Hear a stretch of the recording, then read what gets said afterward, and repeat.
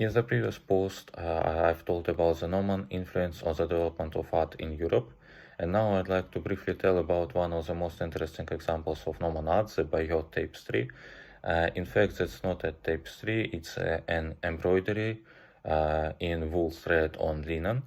It is about 70 meters long, and however some part of it at the end is missing. And the embroidery presents the Norman point of view of the conquest of England, as it was commissioned by a Norman patron. However, it may have been sewn by English needlewomen who were known for their skills. And according to the Norman interpretation, Harold Godwinson swore an oath to the Duke William II of Normandy, and hereby he supported William's claims to the English throne. However, later Harold broke his oath and became the successor of King Edward the Confessor. So the tapestry basically depicts Harold as the traitor and justifies the Norman invasion.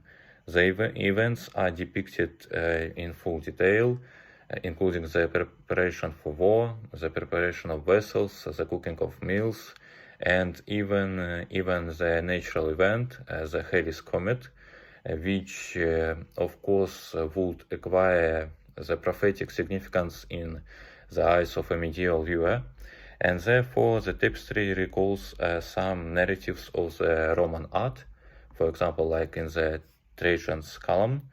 However, unlike in Greco-Roman art, here we can see a new sort of individualism where each person on the scenes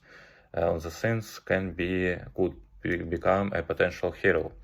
Although the embroidery represents the Normans' perspective of the events, we should not jump to wrong conclusions about history. History is not written by the winners, it's propaganda that could be produced by the victors, while history is actually written by itself, and the historian's mission is to investigate the real cause of events, the causes and the consequences of them, and based on the vast arsenal of historical methods. And a real historian always adheres to the scientific approach, and I now referring to 12 followers of this blog, 2 of whom will actually watch this video, you are lucky that it's me who is committed to these principles and who is telling you truth about history and reality. Anyway, check the sources enlisted in the comments and on the website.